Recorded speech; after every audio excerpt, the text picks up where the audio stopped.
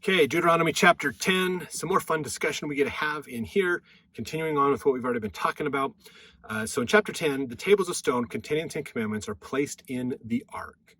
All that God requires is that Israel love and serve him. How great and mighty is the Lord. So some more great tips and advice to help us in understanding what do we need to learn, what do we need to do to improve our life. So starting with verse 1, at that time the Lord said unto me, hew thee 2 tables of stone like unto the first, and come up unto me in the mount, and make thee an ark of wood.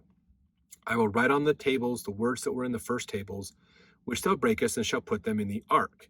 Now remember, if you go back and look at that original story in the book of Exodus, you will understand that it's just the 10 Commandments. The first tablet had more law and the 10 Commandments. This second set of tablets just had the 10 Commandments. Okay, very, very important to understand. And then verse 3, and I will make an ark of shittim wood, and I made an ark of shittim wood, and hewed 2 tables of stone like unto the first, went up to the mount, having 2 tables in mine hand, and he wrote on the tables, according to the first writing, the 10 Commandments which the Lord spake unto you in the mount, out of the midst of the fire, in the day of assembly, and the Lord gave them unto me. Now, in actually 2b, I should have looked at this before, sorry. 2b, where it says, we're in the first tables which thou breakest, there's a Joseph Smith translation in here that says that he adds, which thou breakest, save the words of the everlasting covenant of the holy priesthood. So again, this was taken out, and Joseph Smith added this back in, reminding us that the first set of tablets had more, and the second set of tablets just had the 10 Commandments. Okay, that is the important point. Verse 5, and I turned myself and came down from the mount, put the tables in the ark which I had made, and there they be, as the Lord commanded me. And so they're in the ark of the covenant, is the 10 Commandments, those stone tablets. And verse 6, the children of Israel took their journey from Beroth of the children of Jachan to Mosera. There Aaron died, and there he was buried, and Eleazar his son ministered in the priest's office in his stead. Remember, that was after Aaron and Miriam rebelled.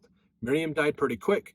Aaron lived for a little while longer and then died later. Verse 7, from thence they journeyed unto Gudgoda, and from Gudgoda to Jobath, the land of rivers and waters. And again, some of these places we don't fully know where they are on a map because these were more local terms. Anytime somebody would go out in the wilderness, they would name places and build their own map. The problem is every person who journeyed had their own map. So if we don't have a way of corroborating those maps together and saying, oh, everybody called this mountain these names, so that we could understand and have a unified map. That's the problem, basically. We don't have a unified map. Verse 8, at that time the Lord separated the tribe of Levi to bear the ark of the covenant of the Lord, to stand before the Lord, to minister unto him, and to bless in his name unto this day. Wherefore Levi hath no part nor inheritance with his brethren. The Lord is his inheritance, according as the Lord thy God promised him. And I stayed in the mount, according to the first time, 40 days and 40 nights, and the Lord hearkened unto me at that time also. And the Lord would not destroy thee. Remember, he prayed about that in the last chapter and reminded him of that. Verse 11, and the Lord said unto me, arise, take thy journey before the people, that they may go in and possess the land which I swear unto their fathers to give unto them. And now, Israel, what doth the Lord thy God require of thee, but to fear the Lord thy God, to walk in all his ways, and to love him, to serve the Lord thy God with all thy heart and with all thy soul, to keep the commandments of the Lord and his statutes, which I have commanded thee this day for thy good. That's it. That's it. Do what God says. Keep his commandments. Follow the example of Christ. That's it. That's all God asks of us. That's it. That's really it. Because all of that will bring us closer to him and show us how much he loves us. And as we learn how much he loves us, we will love him more and want to serve him and help him more. So simple. The gospel is so simple. It's really summarized right there. The whole plan, everything right there. It's all summarized up, which is awesome. Verse 14, behold, the heaven and the heaven of heavens is the Lord's, thy God, the earth also and all that therein is. Now this verse is a little interesting because it's the heaven and the heaven of heavens. So he's putting a distinction. There's your mortal world and the expanse, the universe of your mortal world. And then there's where God lives. That is a bigger, different world that is encompassing all of your world, basically. So he's kind of putting this phrase out there. A lot of times we think about this in a three-dimensional space, meaning that, God is somewhere out in the big expansive universe, that there's a planet that he lives on, or there's something, some people theorize that our universe is like a bubble. We're living on the surface of this bubble, basically. And so maybe God is outside of that bubble looking at us, and he's got other bubbles around us and things.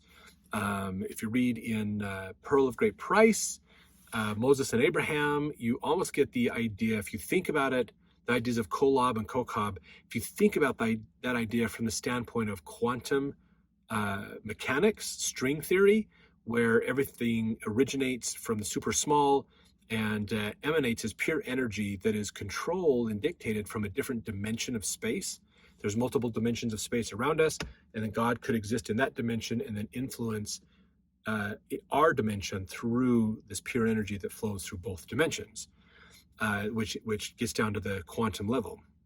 So if you think about that, there's lots of ways to explain what verse 14 is talking about, basically. But this is really interesting that they bring up this concept of heaven of heavens, that there's your heaven, meaning the sky, the expanse, the universe, and then there's God's heaven, which you're a part of, but there's a bigger, greater heaven out there, basically. All right, probably more than you wanted to know about that verse, but a lot of cool things to think about. Verse 15, only the Lord had a delight in thy fathers to love them, and he chose their seed after them, even you above all people, as it is this day. Circumcise therefore the foreskin of your heart, and be no more stiff-necked.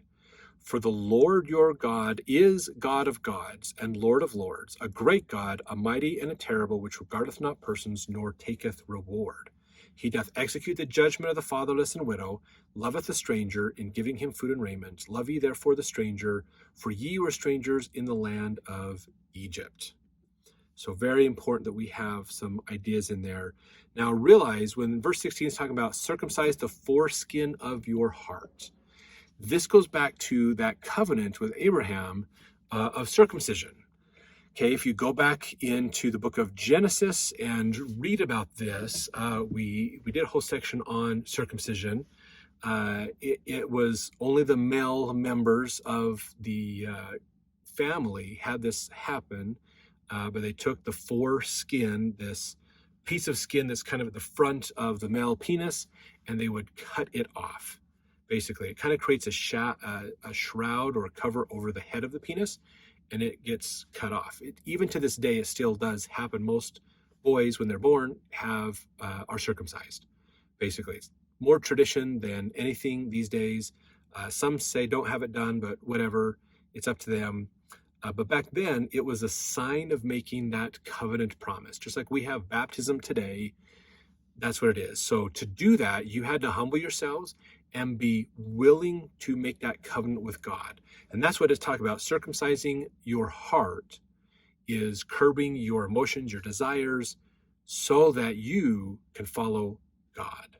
Very, very important point. Verse 18, we just read 18 and 19, we've read.